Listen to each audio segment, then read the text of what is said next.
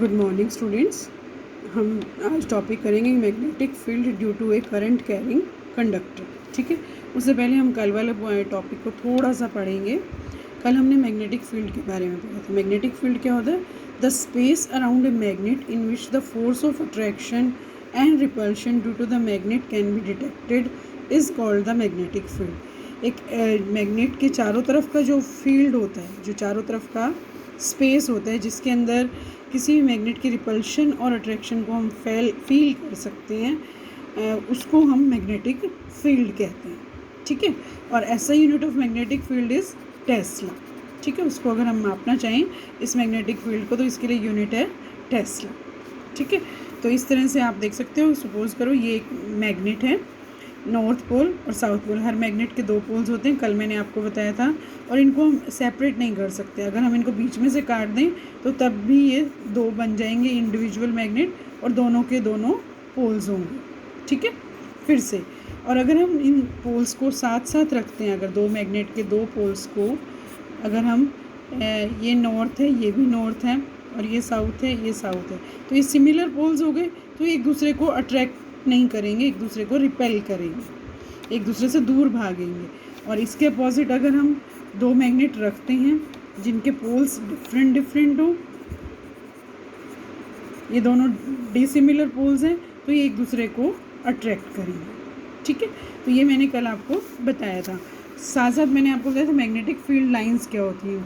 The imaginary lines representing magnetic field are known as magnetic field lines. ये जो imaginary line, जो मैंने dotted lines बनाई हैं, ये इमेजनरी हैं। इनको हम वैसे नहीं देख सकते, रियल में नहीं देख सकते। ये हमारी इमेजनरी लाइन है जिसके अंदर की मैग्नेटिक फील्ड जो है बनाया जाता है। उन इमेजनरी लाइंस को जिनसे हमें मैग्नेटिक फील्ड का पता चलता है, उन इमेजनरी लाइंस को हम मैग्नेटिक फील्ड लाइंस कहते हैं।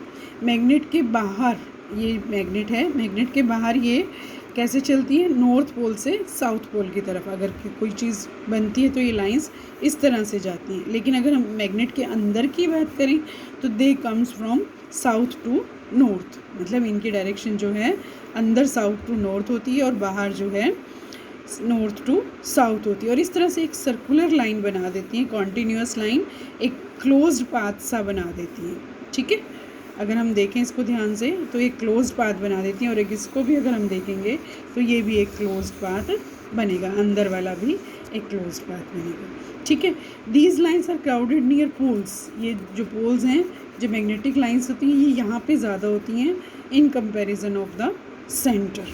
ठीक है, क्योंकि यहाँ पे मैग्नेटिक फील्ड स्ट्रॉन्ग होता है। अगर हम एक बार मैग्नेट लें और उसके ऊपर कुछ आयरन फीलिंग्स डालें तो हम देखेंगे कि वो ज़्यादातर नॉर्थ पोल्स और साउथ पोल्स के ऊपर ही ज़्यादा क्लिंग करेंगी, चिपक जाएंगी in comparison of the centre of the magnet. ठीक है, तो यहाँ पे मैग्नेटिक फील्ड ज़्यादा होता है। ओके, अब हमने करना है थ्रू ए स्ट्रेट कंडक्टर। हमने कल जो टॉपिक शुरू किया था वो था magnetic field due to a current through a straight conductor. Straight conductor का मतलब क्या है? कंडक्टर क्या होता है? जिसके अंदर से करंट फ्लो कर सकते हैं, which can current can pass through them, जिनके अंदर से करंट पास हो सके उसे हम कंडक्टर कहते हैं।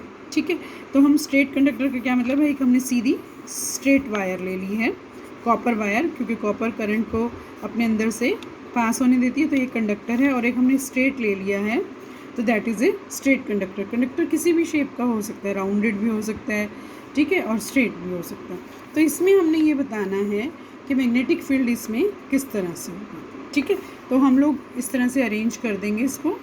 ठीक है, इसका अरेंजमेंट इस तरह से बना देंगे सारा का सारा, जिसमें हमने एक पूरा इलेक्ट्रिक सर्किट टाइप बना दिया है। ये एक बैटरी लगा दी है, ये एक प्लग की लगा दी है, और ये हमने एक कार्डबोर्ड के अंदर, जैसे सपोज करो, एक मिनट, आप देखेंगे जो ये पेंसिल है ये स्ट्रेट कंडक्टर को रिप्रेजेंट कर रही है, और जो ये न्यूज़पेपर का पार्ट है ये हमने एक सिंपल कार्डबोर्ड लगाया है। इस सेटअप के लिए हमें इस तरह से स्ट्रेट कंडक्टर को लगाना है। ठीक है, और इस न्यूज़पेपर के ऊपर जो मैंने अभी आपको दिखाया कि ये जो पेन है that is representing the straight conductor, और इसके ऊपर हमने ये चेक करने के लिए कि मैग्नेटिक फील्ड कैसा बनेगा, इसके ऊपर हम कुछ आयरन फीलिंग्स डाल देंगे, और इसको हम पर्टिकुलर एक इस तरह से कनेक्ट कर देंगे कि इसमें करंट पास कर सकें। तो हमारे पास जो डायग्राम बनेगा वो इस तरह से बनेगा।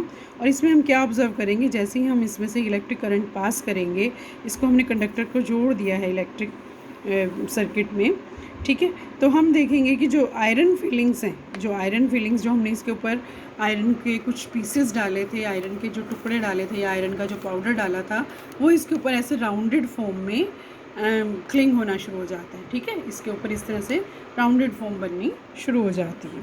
तो आयरन फिलिंग्स जो हैं एक पैटर्न बना देती है कॉन्सेंट्रिक सर्कल की फॉर्म में, ठीक है। कॉन्सेंट्रिक सर्कल्स क्या होते हैं, सपोज करो हमारे पास ये 2 सर्कल्स हैं, ठीक है। आपको पता है सर्कल होता है सेंटर का, ठीक है। अब हमने इन दोनों का जिनका सेंटर सेम हो उनको हम कॉन्सेंट्रिक सर्कल कहते हैं। लेकिन ये तो हमारे पास 2 हैं, तो हम क्या करेंगे, इस एक सर्कल को दूसरे के अंदर रख देंगे तो दोनों का सेंटर सेम हो जाएगा। ऐसे सर्कल्स को हम कॉन्सेंट्रिक सर्कल्स कहते हैं। और जब हम स्ट्रेट कंडक्टर लगाते हैं तो जो आयरन फीलिंग्स होती हैं, जो आयरन सल्फ़र होता है, वो कॉपर वायर के ऊपर इस तरह से कॉन्सेंट्रिक सर्कल्स की फॉर्म में क्लिंग हो जाता है। ये इस तरह से एक सर्कल बना देता है, ठीक है।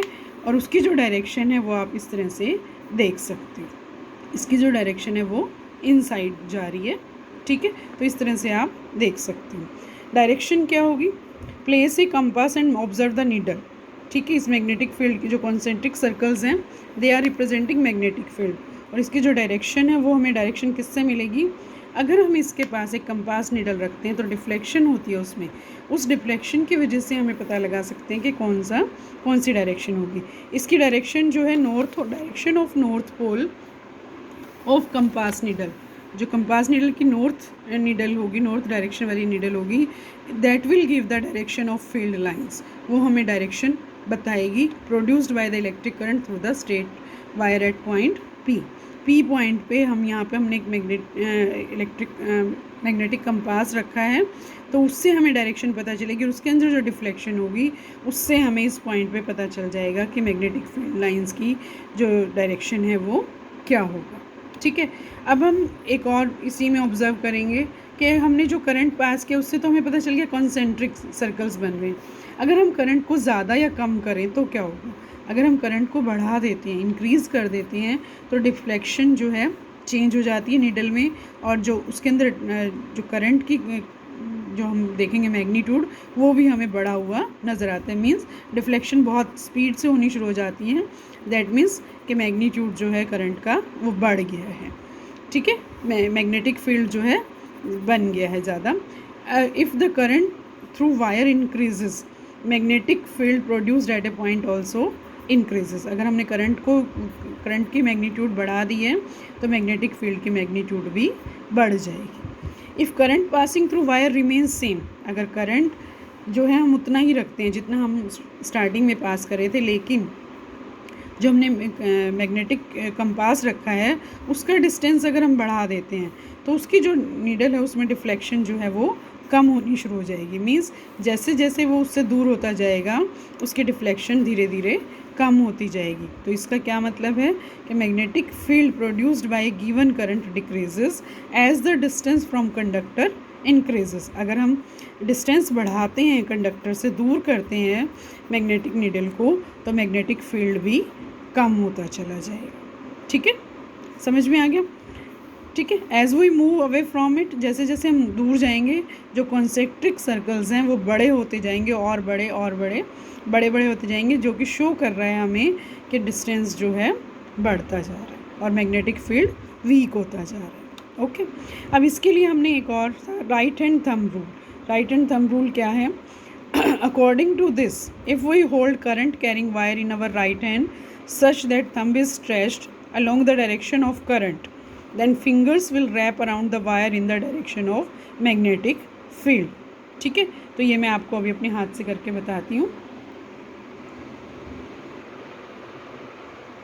You can see my hand, okay. तो मेरा जो हाथ है, जो पेंसिल के आपको पेंसिल के फ्रंट पार्ट की तरफ नज़र आ रहा है, that will the direction of current. और जो मेरी फिंगर्स हैं, ठीक है, ये एक राउंडेड शेप में फिंगर्स जो हैं वो हमें बताएंगी कि मैग्नेटिक फील्ड इस तरह से बनता जा रहा है, ठीक है। तो आप इसको इस तरह से चेक कर सकते हैं। देखिए इस तरह से ये जो मेरी फिंगर्स हैं, that is the direction of magnetic field and my stretched thumb is showing the direction of current. Now next topic, magnetic field due A current through a circular loop. ठीक है, अब हमने जो नेक्स्ट पार्ट करना है वो है magnetic field कैसे बनता है अगर हम सर्कुलर लूप ले लें। अगर हम जो करंट कैरिंग ऑब्जेक्ट है, कंडक्टर है, उसको एक सर्कुलर फॉर्म में चेंज कर दें तो मैग्नेटिक फील्ड कैसा होगा। Suppose straight wire is bent in the form of a circular loop. देखो ये मैंने इस तरह से बनाया है, उसको हमने सर्कुलर लूप में बना दिया है और ये इसके दोनों पोल्स को हमने मान लिया है। ठीक है, और मैंने दोनों अलग अलग करके इनको नॉर्थ पोल और साउथ पोल की तरह से बनाया है और इसमें से करंट पास किया जाता है। ठीक है, जब इसमें से हम करंट पास करते हैं, इसको कनेक्ट कर देंगे हम किसी भी बैटरी के साथ। ठीक है, यहाँ पे हमने इसको बैटरी के साथ कनेक्ट कर दिया। ठीक है, तो हम देखेंगे कि we observe that the magnetic field at the centre of wire loop is directly proportional. जो सेंटर है, सेंटर में किसके डायरेक्शन है के जो सेंटर ऑफ द लूप है मैग्नेटिक फील्ड, वो किसके डायरेक्टली प्रोपोर्शनल है, वैल्यू ऑफ करंट के। ये वैल्यू ऑफ करंट के प्रोपोर्शनल है and inversely proportional to the radius of loop, और इसके इन्वर्सली प्रोपोर्शनल है। ठीक है, अगर ये रेडियस बढ़ती जाएगी तो ये इसका मैग्नेटिक फील्ड कम होता जाएगा, और डायरेक्टली प्रोपोर्शनल का मतलब है अगर करंट बढ़ता जाएगा तो मैग्नेटिक फील्ड भी बढ़ता जाएगा। ठीक है, if we have a circular wire, अगर हम सर्कुलर वायर लेते हैं जिसके अंदर ज़्यादा लूप्स बने हुए हों, जिसमें ज़्यादा टर्न्स बने हुए हों, ठीक है, जिसमें ज़्यादा लूप्स बना दें तो उसमें मैग्नेटिक फील्ड जो है ज़्यादा हो जाएगा इसके कंपैरिजन में जो हमने एक सिंगल वायर लूप बनाया है। और डायरेक्शन इसकी भी वैसे ही बताई जाएगी। राइट हैंड थंब रूल के according magnetic field lines are circular closed loops around the conductor. जो राइट हैंड रूल के अकॉर्डिंग जो मैग्नेटिक फील्ड लाइंस हैं वो सर्कुलर फॉर्म में होंगी। ठीक है, अराउंड द कंडक्टर, कंडक्टर के चारों तरफ जो है सर्कुलर फॉर्म में होंगी यहाँ पे। ठीक है, और उनकी जो डायरेक्शन है वो इस तरह से होगी। ठीक है, इस तरह से पोल्स पे होगी और सेंटर में इस तरह से होती जाएगी, लेकिन जब बिल्कुल सेंटर में पहुँचेगी तो वो बिल्कुल एक स्ट्रेट लाइन की फॉर्म में हमें नज़र आएगी। ठीक है, as we go away from the loop, जैसे जैसे हम लूप से दूर जाते जाएंगे, these closed loops become bigger and more bigger as the centre of loops it appears as a straight line, और सेंटर में ये बिल्कुल स्ट्रेट लाइन की तरह से नज़र आएगी। ठीक है, ये आप इसमें बुक में डायग्राम में भी देख सकते हो इस तरह से। ठीक है, जैसे जैसे हम सेंटर की तरफ आएंगे ये बिल्कुल एक स्ट्रेट लाइन हो जाएगी, और जैसे जैसे हम पोल्स की तरफ जाएंगे ये एक सर्कुलर फॉर्म में बननी शुरू हो जाएगी। जैसे जैसे हम पोल्स से दूर जाएंगे, ये पोल से दूर जा रहे हैं तो ये एक जो लूप्स हैं, जो सर्कल्स हैं मैग्नेटिक फील्ड के, वो बड़े होते जा रहे हैं, और जैसे जैसे हम पोल्स के पास जा रहे हैं वो छोटे होते जा रहे हैं। तो सर्कुलर लूप में भी इसी तरह से होगा। ठीक है, तो ये हमारा आज का टॉपिक था। अब कल आपको मैं सॉलिनॉइड भी एक तरह का कंडक्टर होता है। ठीक है, आपको ये पढ़ना है कि सॉलिनॉइड क्या होता है, फिर मैं इससे रिलेटेड टॉपिक आपको कल करवानी है।